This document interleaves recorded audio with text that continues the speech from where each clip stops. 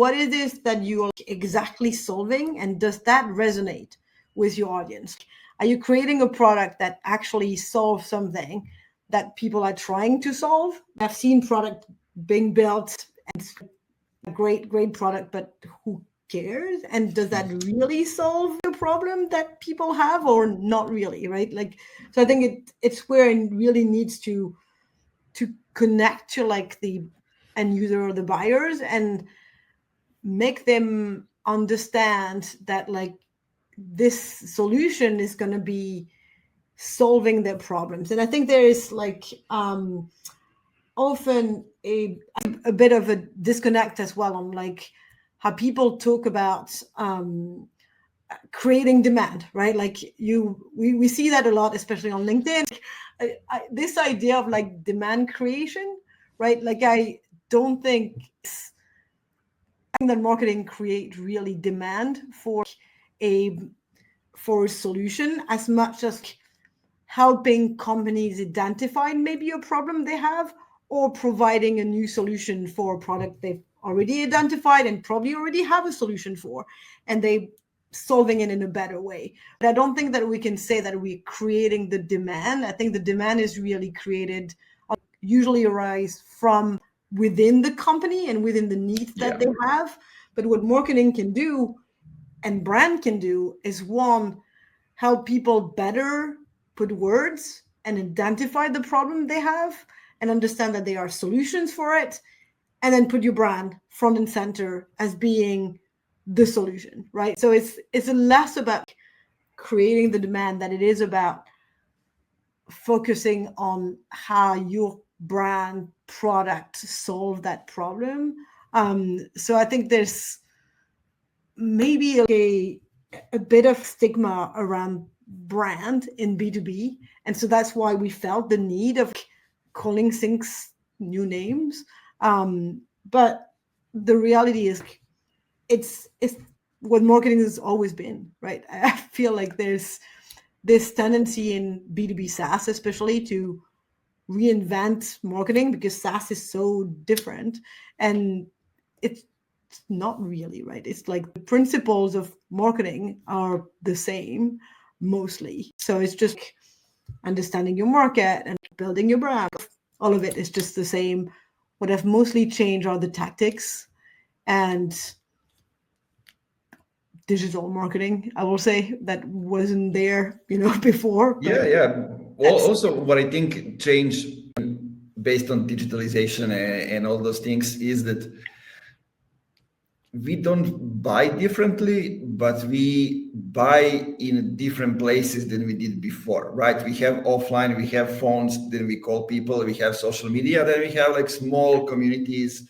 When we have people that we follow, we trust, we know, so we can ask all those things. And basically you need to be able to sell, you need to come up, and they need to say your name, right? Mm-hmm. When somebody asks.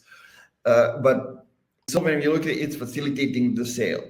Yeah. Getting people to the next step, then to the next one. And then people say, how many steps? As long as it's needed, right? Somebody buys once in 5 years. But what brand does is actually gets you maybe not even, okay, you get on that short list of companies that they choose from. But a lot of times, if you are able to create the brand, then you don't get to the list. They choose you even before they create the list, right? They say, okay, who is the brand person? I need to go and think about it. We need somebody to help us with. It's Gwen. She talks about brand. I comment on her posts. I know what she's talking about. She has this framework and those kind of things. Let me go. It's a no-brainer. Right. And that's how powerful brand is. You can avoid all those things, consideration, comparison, all those other things if you have a brand. 100%. I think it's being top of mind, right? It's really like making yourself known for something before people are looking for it, but mostly being remembered when they are looking for it, because obviously if they're not looking for it, and some will never look for it, then it's not of use for you. But I think it's because you don't know who's going to be looking for it and when, right? You need to have kind of that broader.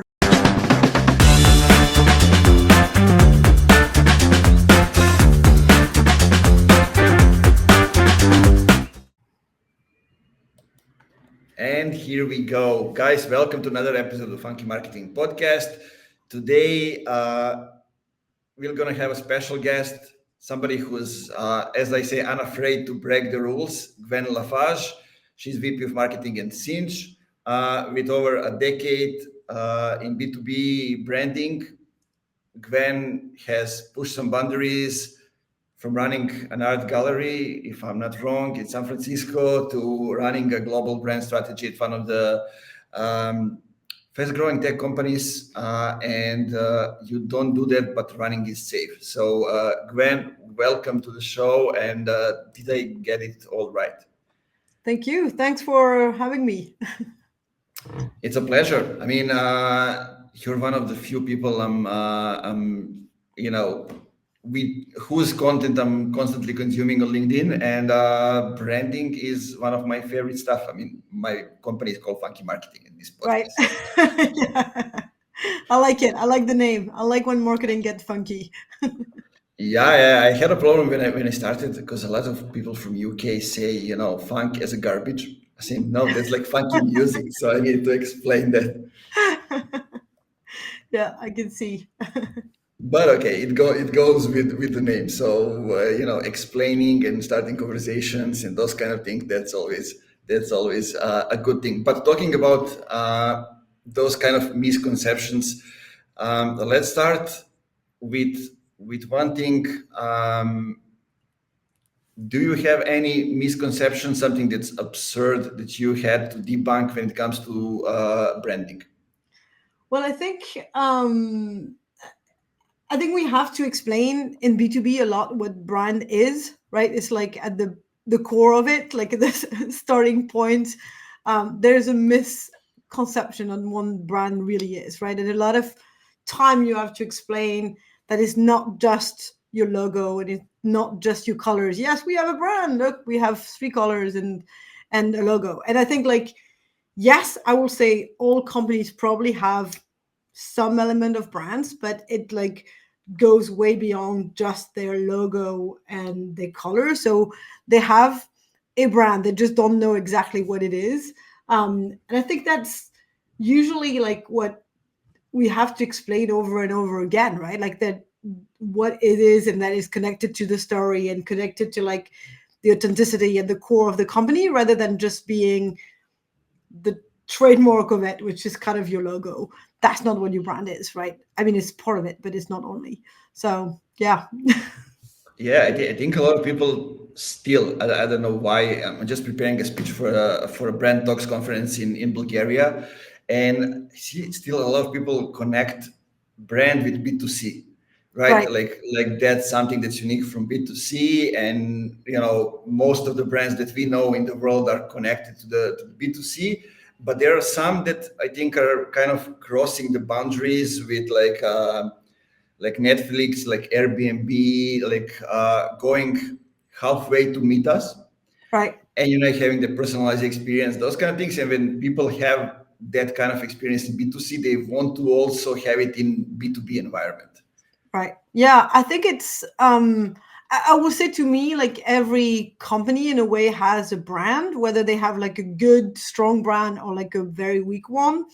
That's a different thing, but I think as soon as like you have like a company, if you think about what brand is, to me it's also how you perceived by your clients and the your market. And so you always have a perception attached to what your company is and what your company does.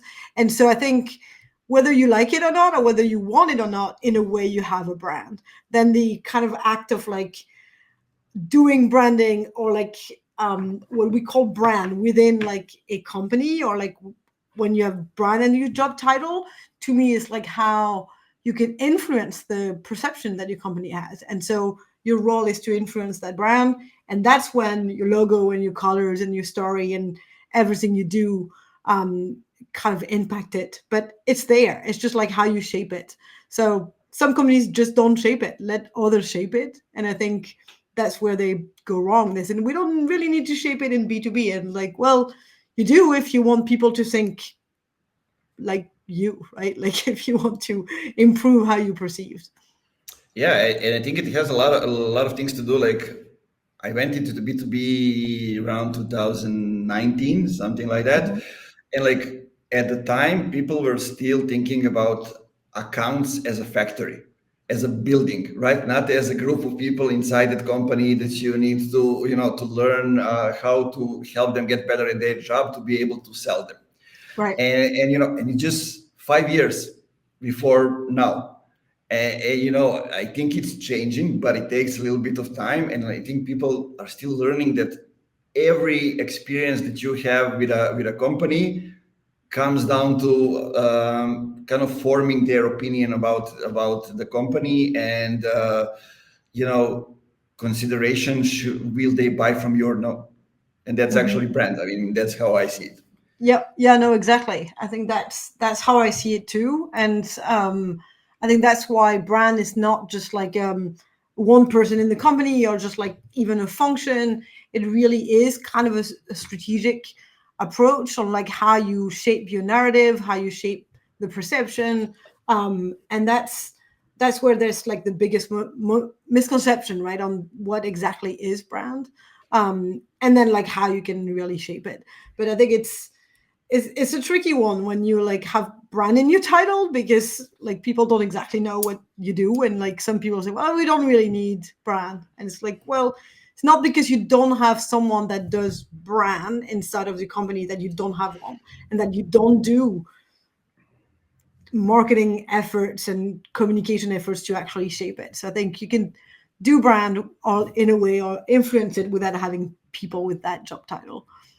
Yeah, I think one of the things that kind of got us where we are, so companies not yet realizing what brand is and the power of it and all these things, is that in the product teams inside, especially in tech companies, in whole that sphere, is that usually they are inbound oriented. Mhm. So only technical people working on building a product, right? But there's no outbound oriented people who actually shape the narrative, the story, and everything else while they are building the product, right? They build the product and they say, okay, now we're going to market it. Right. And now we're going to start creating.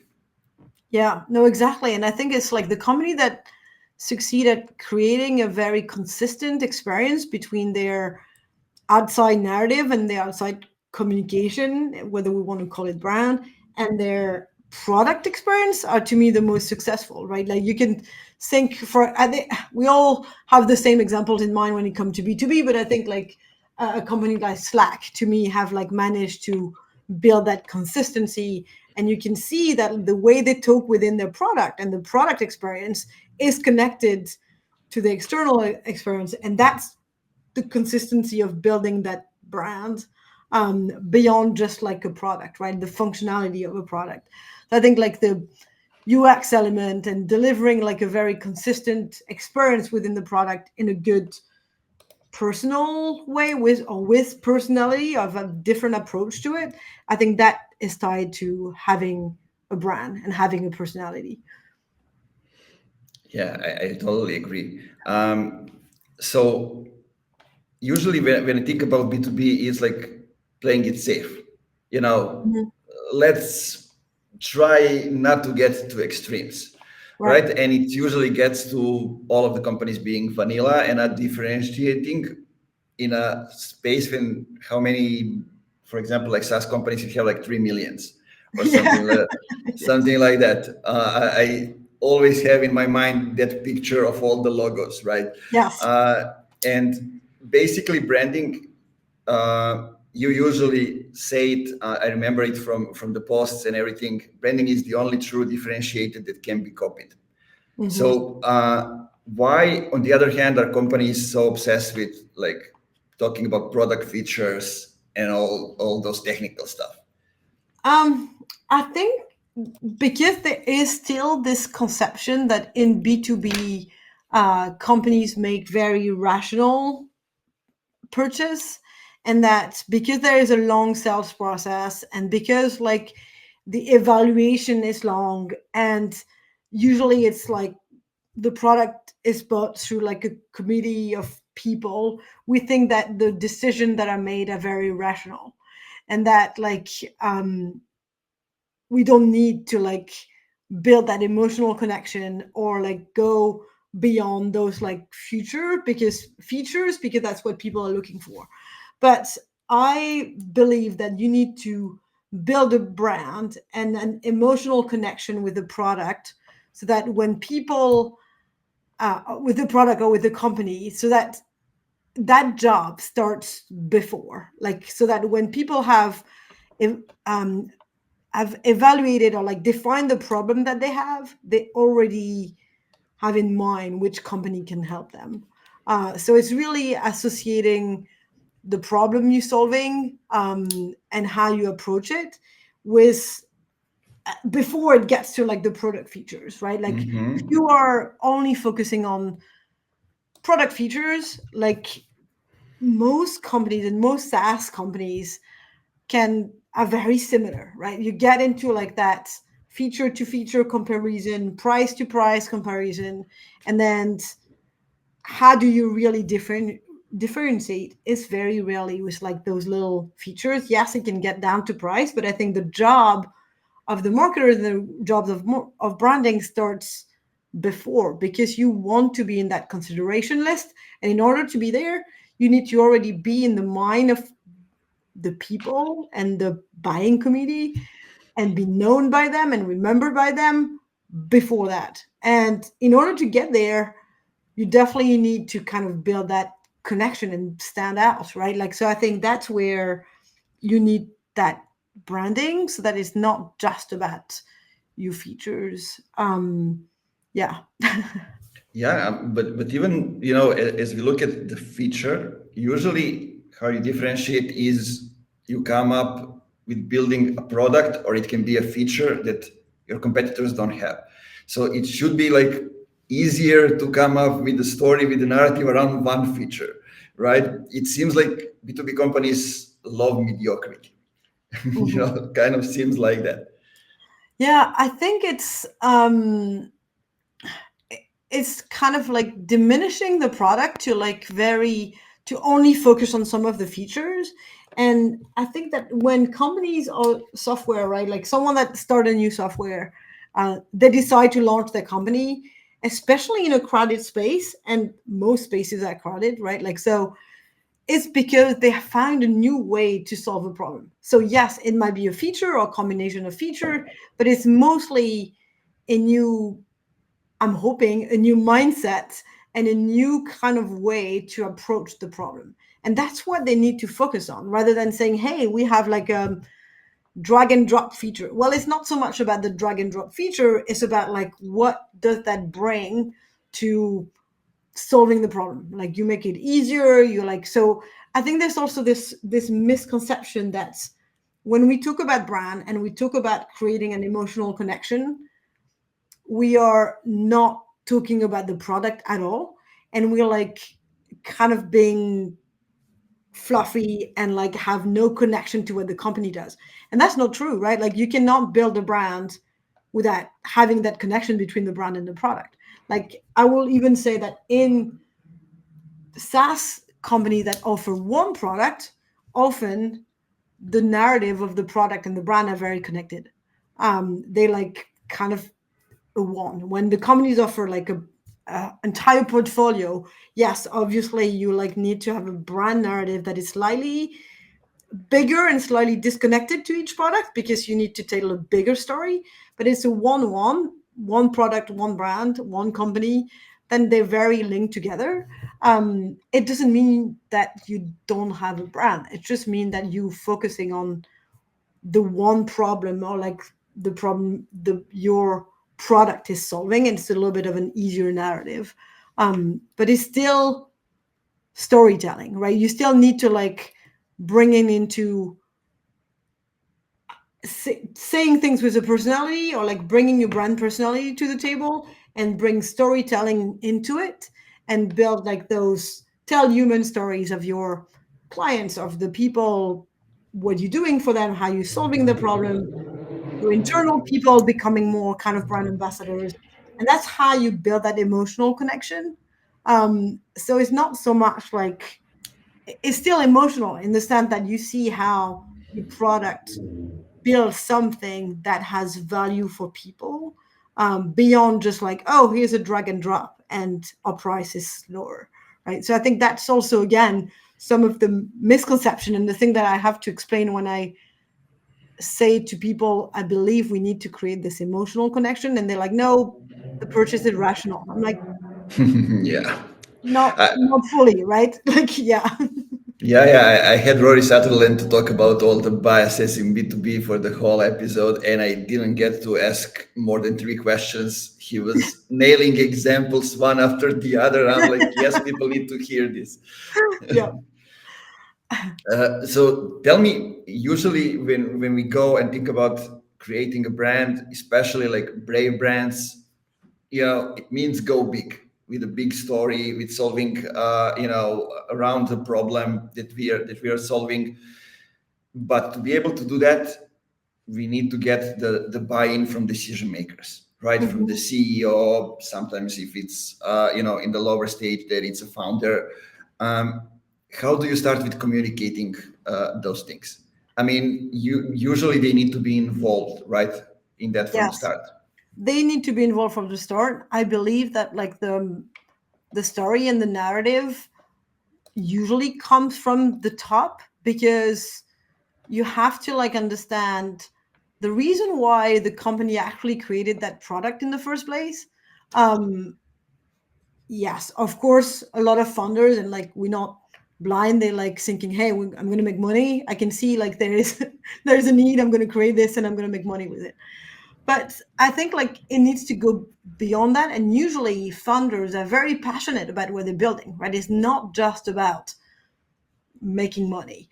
It's usually because they see a need, or they see like how a problem is being solved or not solved today, and they find a solution that can solve it in a better way. So like, they're usually connected to like helping people solve a problem they have, and so they can tell that story in a good way, and they usually have the knowledge and the understanding of the market, that I think not maybe everybody in the company has. So they need to be involved, because they need to like drive that story in some ways, and they need to believe in it. If like it's, we build it more for them, right? Like, or with them, they need to be the best ambassador of it. Otherwise, it won't work. If it's like, if you feel that like brand and your kind of company narrative come from like marketing, and it's just like a marketing exercise, it just doesn't work.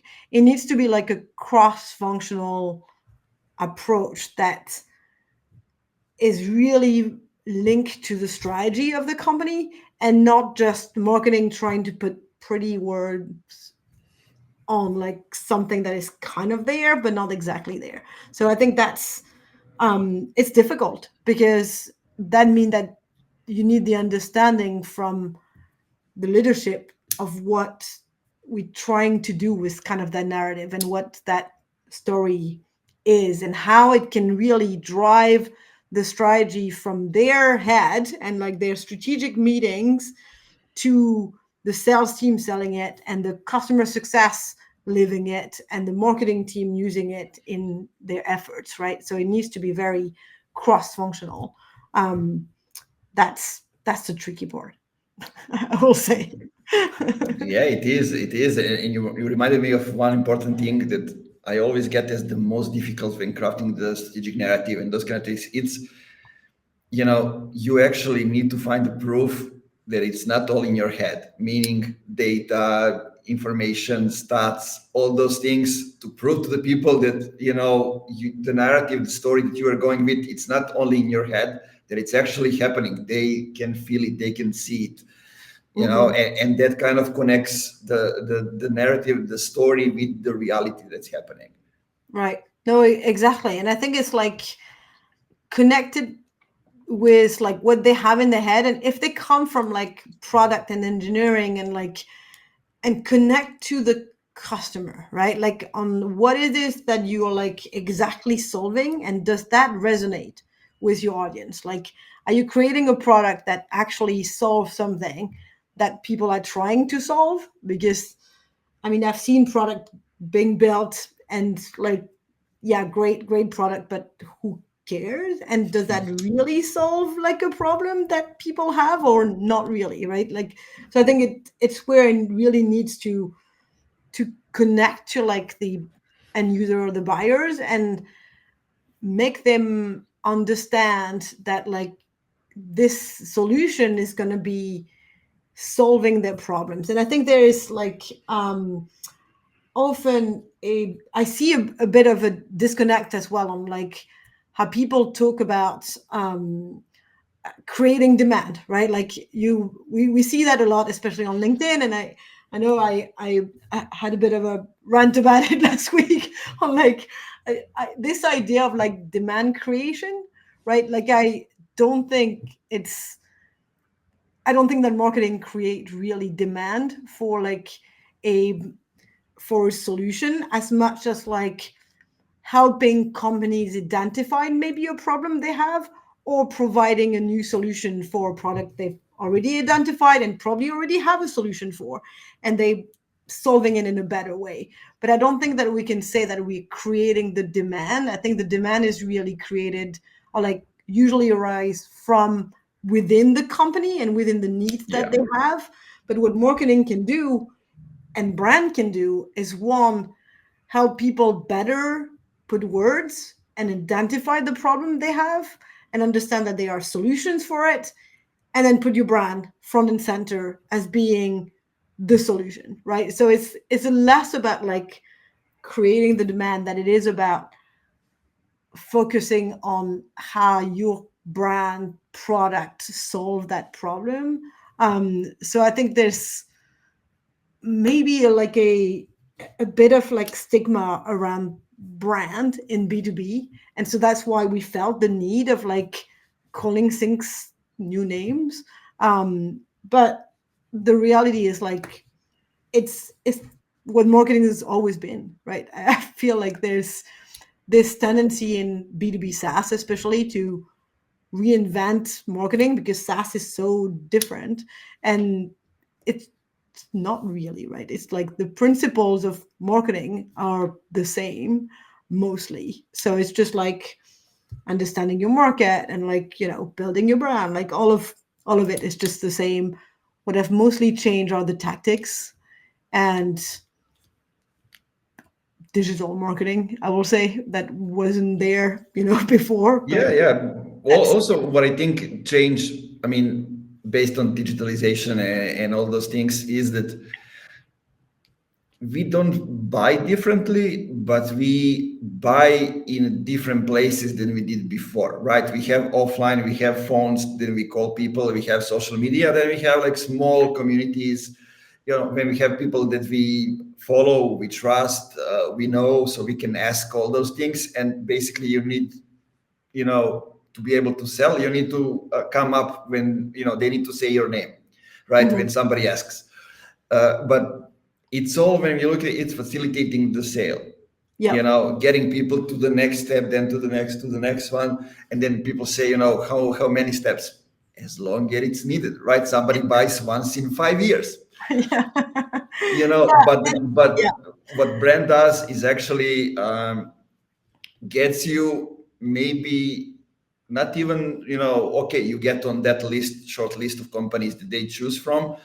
But a lot of times, if you are able to create the brand, then you don't get to the list.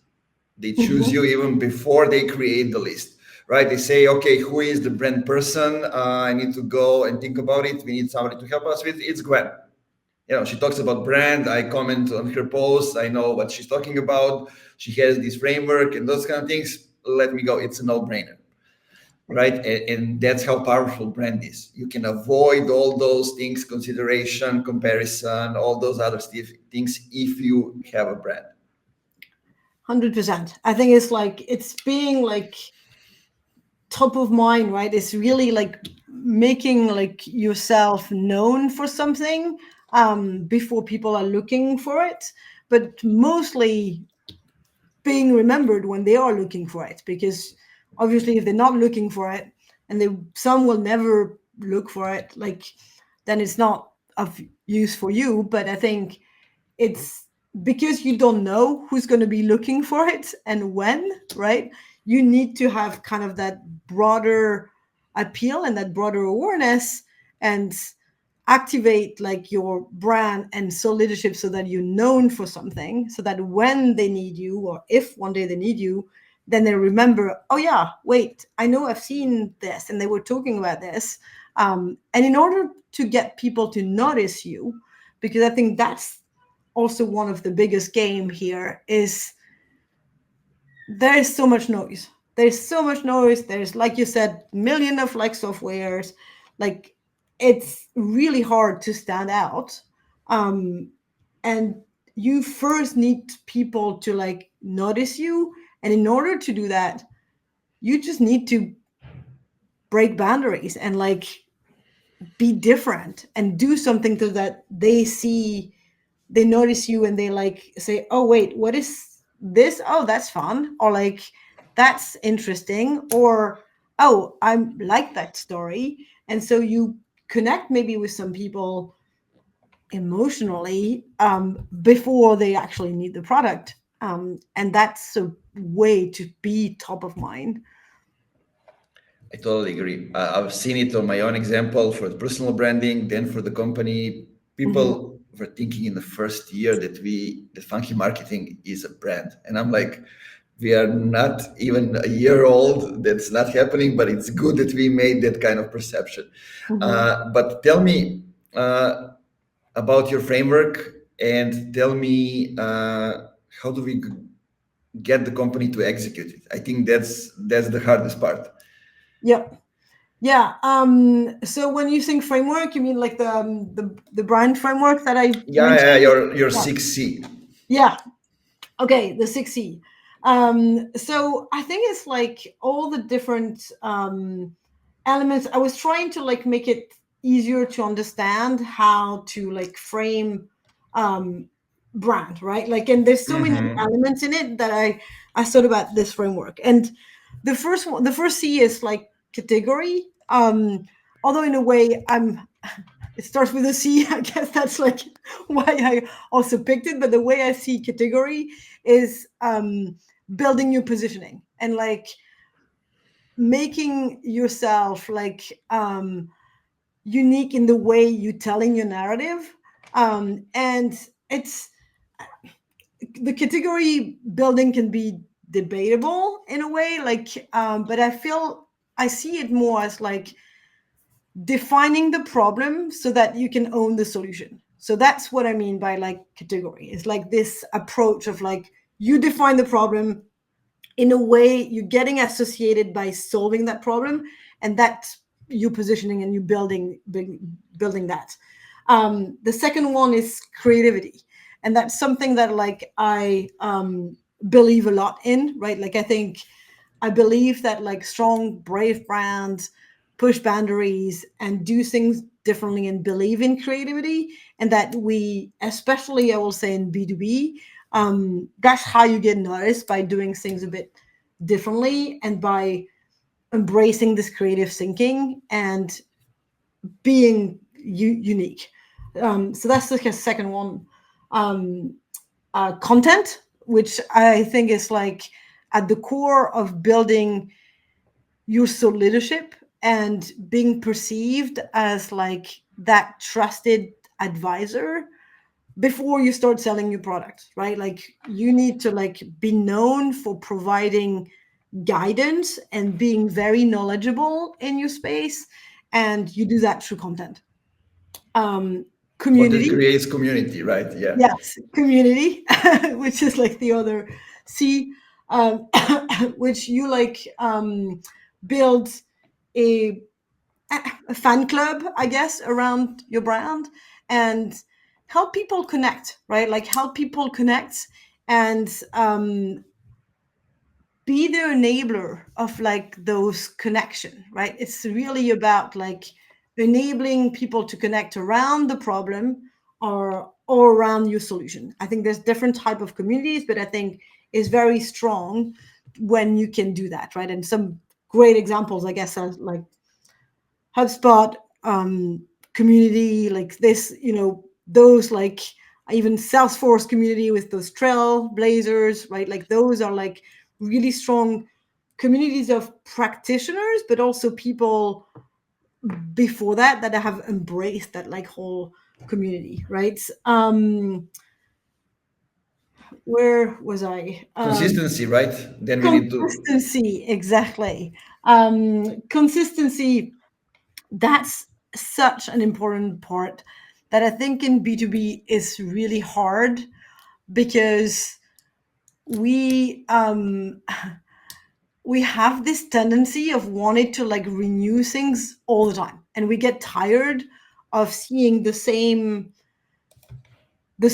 like all the time. And I think we tend to follow a lot of the trends on like variation in the brand all the time. And it's also maybe because brand like isn't maybe established as the first thing you do, and you don't think about it first thing, then you don't establish like your brand in the longevity, but do it like by spurs in a way. So I think the consistency is so important, because if you change your story and you change your colors and your logo all the time, you won't really establish that like image in your prospect mind or if the audience mind, right? Like it takes a long time to like really establish that. And if you look at like the very strong, very well-known brand,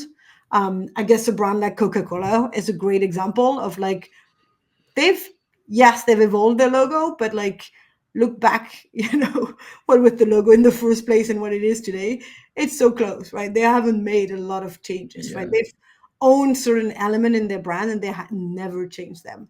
They might evolve, and I believe in renewing it and being like on trend, but there's some core element that shouldn't really change.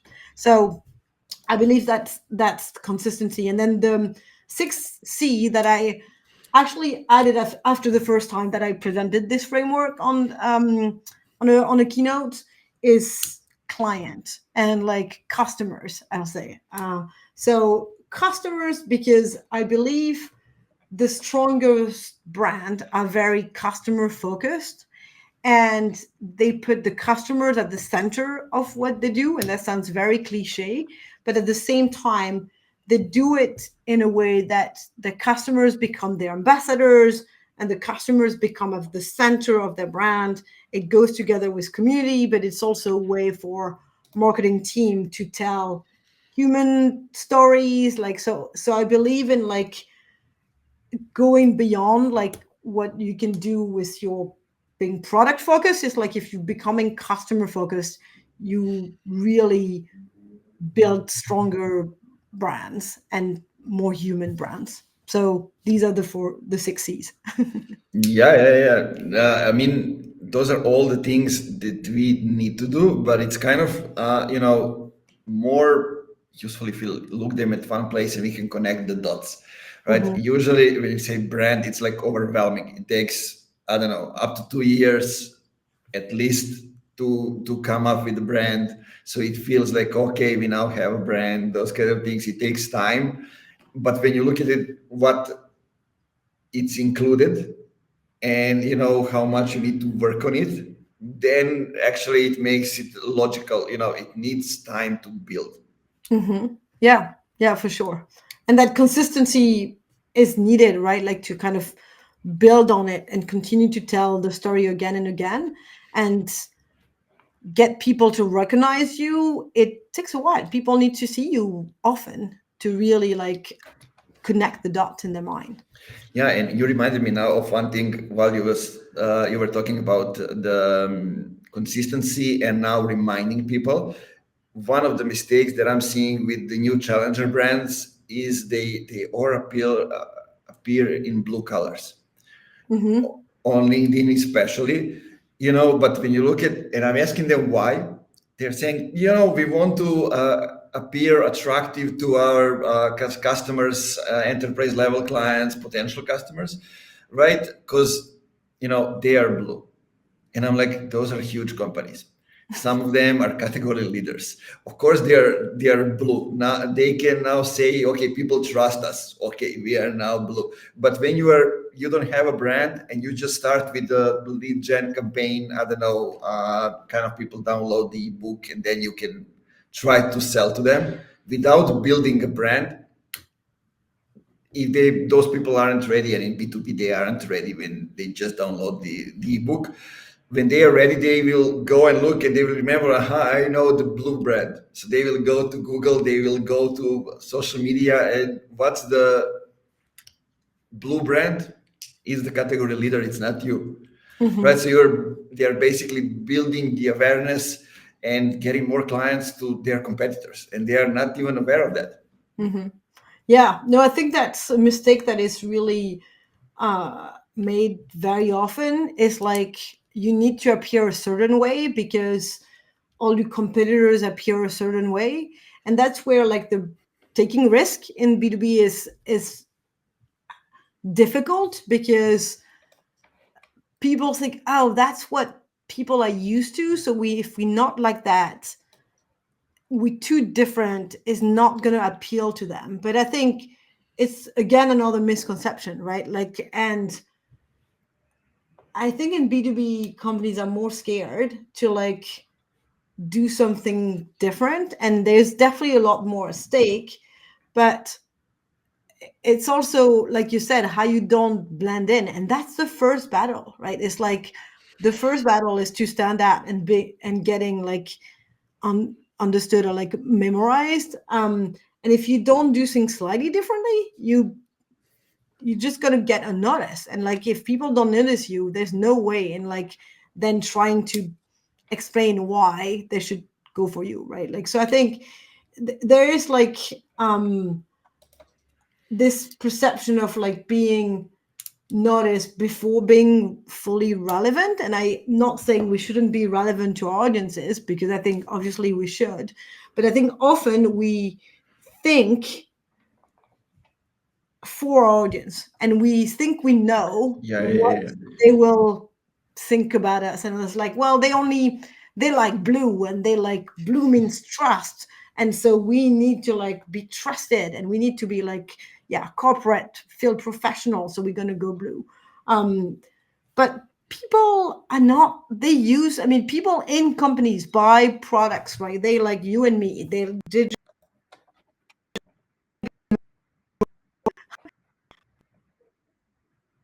don't buy like a cool brand, like they don't react to like something different.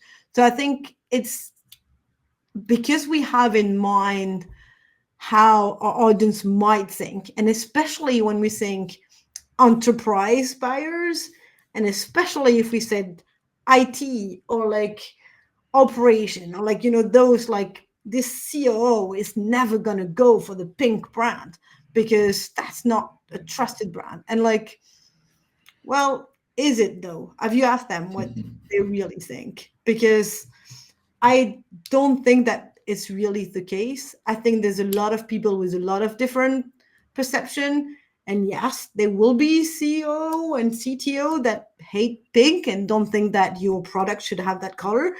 But a majority just don't really care.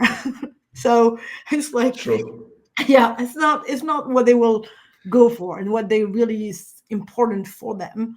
So I think it's understanding that the first battle you need to win is the battle of attention. And so if you win that attention, then you can tell your story, and it doesn't matter in what color you're saying it, right? Like, as long as you do something that is like relevant for them. So I think we also put probably too much focus on colors and too much meaning behind certain colors, where the overall look and feel and impression matters, but you first need to like stand out, and Yeah, then you can like gain the confidence and the trust. And colors, yes, but then content, right? There's different ways you can build. Yeah, they need to care enough to be able to react at all. Exactly. Yes. Yeah, so tell me, so I'm thinking, okay, we came up with the story, with the narrative, we know how we tell it, we created a buzz, but then we are a global company. Mm-hmm. So we are in Europe, we are in Balkans, for example, that's totally different. Then it's the US, which is kind of more similar to the Balkans than to the Europe. You know, how do we adjust the message? How do we control the brand narrative and everything that we do and say in all those different markets? I think the story needs to be authentic to your company and to the problem you're solving. And if those problems exist in all those different markets, right? Like the narrative itself shouldn't change. What might change is how you tell the story, right? Like how you connect with the audiences. That might evolve.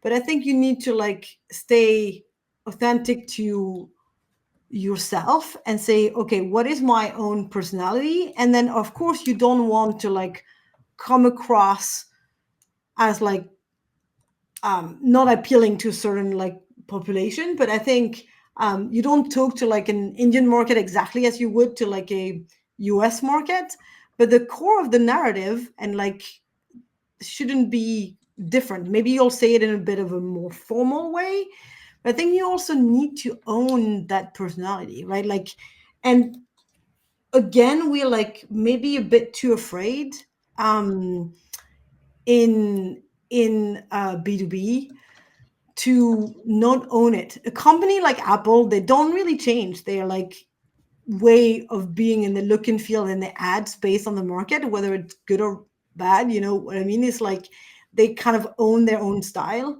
and they're not going to make it completely different because it's in Brazil or India or in, Sweden. Um, I think you need to find that balance, and I think it's important to fully understand the culture and the local market, but it's equally important to keep that consistency and tell that one story and own your personality. So it's like how you find that balance, right? Like it's a tricky exercise, to be honest, and I think all global brands like probably come across that challenge at Sinch, where I work, right? Like we are a very global brand, and we sell in all of those markets, but we really have established, I will say, guidelines and like that can be used everywhere, and we want to push for that consistency with letting local markets play with it within a certain measure. I think the tone of voice is probably where things vary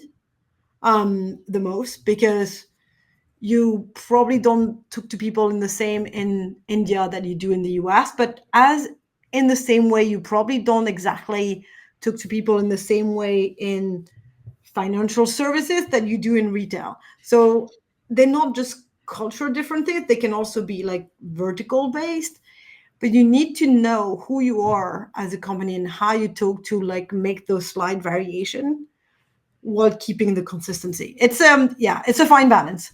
Uh, Languages is another way, right? Like adapting, like localization and like adapting to the different language. Like do you do English everywhere, or do you do French and German, and like so that's also important. Again, it depends who you sell to, I will say, depend of the audience.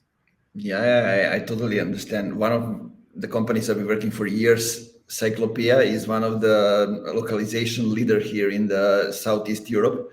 Right. And working a lot with automotive, pharma industries, so they all have guidelines and all those kind of things. And it's a huge responsibility for the company to take over and adjust those things to the local markets. Mhm. Especially if we look at like ex-Yugoslavia, it's like how many? 6 countries, Right. but they all speak variation of a language, Right. right? And we are all different, so it's kind of totally different. And I remember the times when I first started doing marketing in the US and Canada. Then got here to Serbia. And it was the time when we didn't use like stock photos, those kind of things, real people. We want to use only then. And one of the clients was accounting software, and he had everywhere people in suits. And I was like, "What the fuck is this? It's outdated. People in the globally don't use those things." And then I had a freedom to test it out. So I was the second man in the company, and the CEO told me, test it out. So I switched to real people from the company. Nobody reacted to anything. Facebook was the platform that was most active at the time. Nobody reacted to anything. So I switched again to people in suits, like 5,000 likes, 500 comments, 300 people signing up to the webinar just because of a different visuals. And I'm like, okay, people in Serbia perceive accountants as people in suits. So I think we use like 80% of the stock photos with people in suits from Google, like people in suits on a moon, in a boat, on the ladders, whatever it is. But it worked, right? Yeah, it's a tricky challenge, I think, for brands, like managing that local aspect with consistency, because you want to associate your brand with something. And then I know I have this discussion with like my performance or the performance marketer in the company on like, okay, what do you mean by it works? It's also, like it's also trying to understand. You have ads or like you say, that are direct sign up, or like when you approach direct to consumer ads, type of ads, right?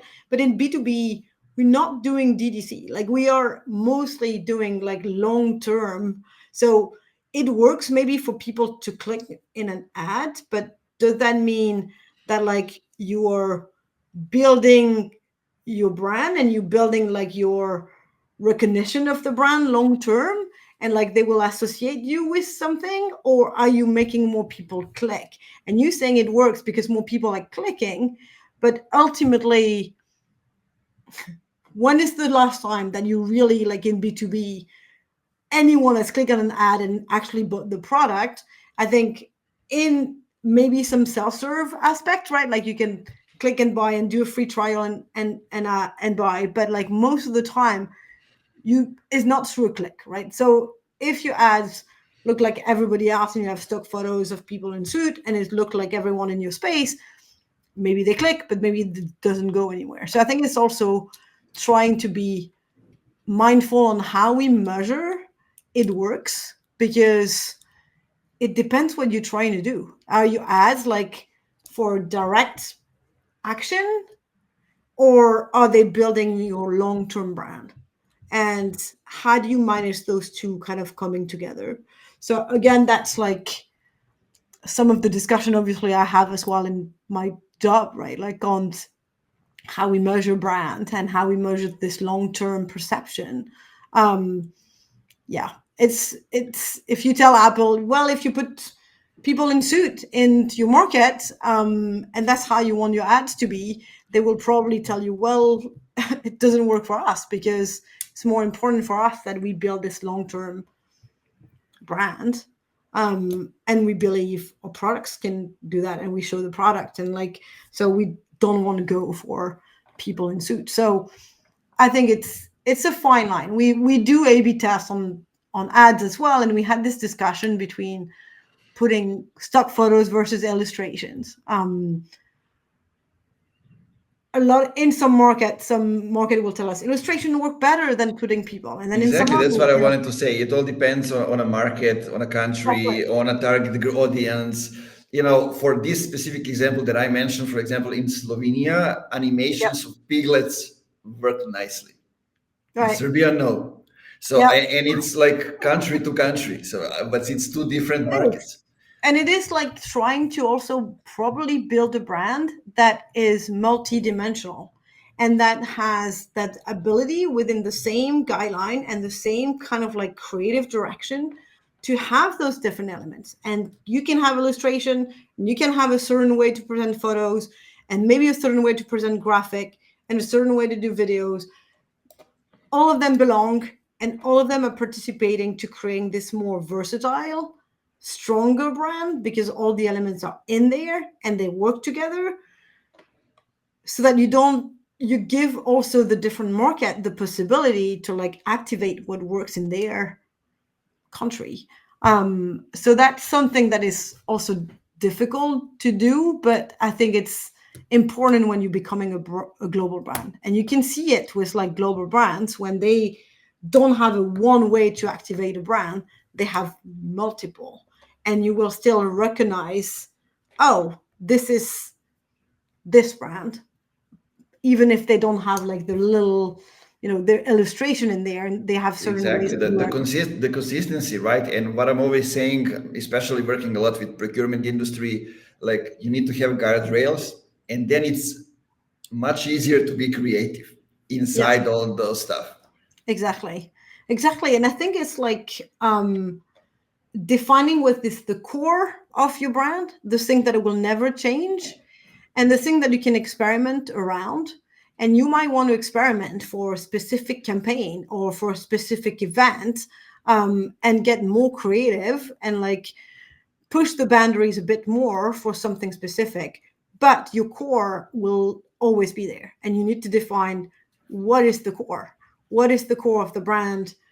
The one narrative, the like overall kind of story, maybe the core set of color or the one color, your logo, your kind of like core assets, right? Like your core brand assets that needs to be there, but allow experimentation around those, so that you can also give creativity to some of the markets and give creativity to some of the creative in your company, right? Like have them push boundaries, because again, battle of attention, right? Like, so being within some guidelines but exploring within that.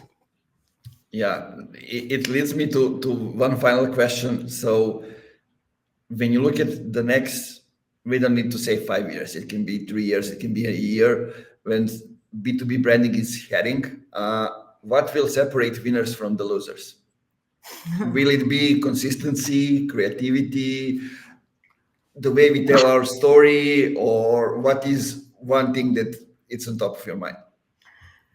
Yeah, I mean, of course, it's going to be a bit cliche, and like, I think that the one B2B company that are going to continue to win are the one that are going to build a strong brand and have personality, especially as we're seeing everyone embracing AI, which I think is great and is like amazing for marketing teams, because it can bring so much efficiency and scalability to what we do, and in a way makes creativity even more important, um, because as we're seeing it now, it's driving sameness even more. I feel like we've seen sameness when everyone started to embrace stock photos, and now we're going to see sameness when people start embracing AI. And you can see it in the content that is written and in like some of the creative stuff that is being done. And I think it's like how using AI, you can also own in on like a specific personality and getting very creative. So I feel like people that are companies that are like owning creativity, having a strong personality will win, and companies that focus on the human aspect. So I mentioned that like 6C, right, and the customer, and I think it's both the customers and the people within the company, that make those company that can become those ambassadors and those like so leaders. Don't really like, I know I mentioned so leadership and so leaders, I don't like that term, but I don't have a better one. But I feel it's like bringing up the humanity behind it, I think will keep being very important. Like in a world where you can have a podcast done by feeding an article to AI, and they create for you this like standard podcast of two people talking, and like the conversation is actually quite good, and they're doing some, it's quite amazing. the personality of the people that took on a podcast and the personality of the people that you get on it and your customers and like showing real people stories is where you will win, because that will stay unique and that will stay yours, right? And no one will be able to kind of do that. And it's the same for us, right? As expert and new human being, I still believe that our uniqueness and I don't know, our background, our accents, like or who we are as people makes us different. And I think it's similar for companies. Try to have that authenticity and that human aspect. Totally agree. And I think it's great that we met on LinkedIn, which is kind of focusing on that. I usually like to talk when I host like LinkedIn workshops and those kind of things. Like the company is like umbrella, right? That's the corporate brand, and people are those things that holding the umbrella to kind of, stop you from getting wet. And, if you look at it like that, everybody is important. And everybody's keeping the umbrella up, and it's also not only the people who are employed in the company, but also the customers, right? Everybody's holding that umbrella together, and that's the only way to work, right? Consistency and then co-creation with people and having a unique story that Yep. those people know how to tell. Exactly. And I think it's a balance, right? Like between the corporate narrative or the company narrative and like the corporate guidelines and like the authenticity of the company and the personality of the company and your own personality and authenticity and creativity as an individual when you're like representing that company. I believe companies need to encourage their employees to be themselves on social, because that's how you connect with people, right? Like I believe in sharing your own kind of content and your own personality doesn't mean that you're not representing the company. And I can be myself. I can be Gwen and talk about brand while still representing Sinch and what we do and like stay corporate in some ways, right? I think it's feasible to do both. Definitely. I totally agree. Uh, we got into a few topics that we can leave for the next time, because I think talking about the brand, we can go more and more. I purposely didn't go into how we measure brand, because Right. Yeah. that's a totally different topic that we'll talk about. Yep. But tell me and the people where they can find more information about you, reach out to you, have a conversation, and Yeah, I'm on LinkedIn. I'm easy to find. I think you can search for Gwen Lafage. You'll see that I have like a yellow background on my photo, like my background here. So that's like the Cinch yellow, and I have a little B next to my name. You'll see that the Cinch logo is actually a B. I think like maybe a lot of people didn't really see that, but once we tell it, then you cannot unsee it. But often I get asked, why do you have the B? And it is because of the Cinch logo. And in a way, I think I've embraced it as like be a connectors, and like they're also like very active, and I think that's a good representation. So but that's where you can find me on LinkedIn. I'm pretty active. I respond usually to people and love connecting and talking brand content. That's kind of one of my favorite topic.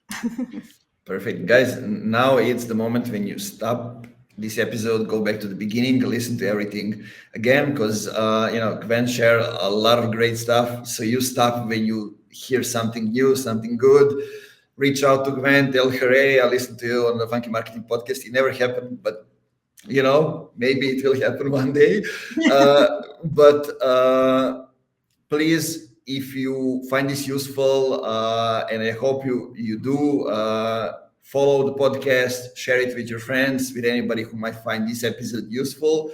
Gwen, thanks again for spending an hour here with me talking about all stuff brand. Guys, for you, what I can say is see you in the next episode, and keep it funky as always. Cheers. Thank you. Thank you.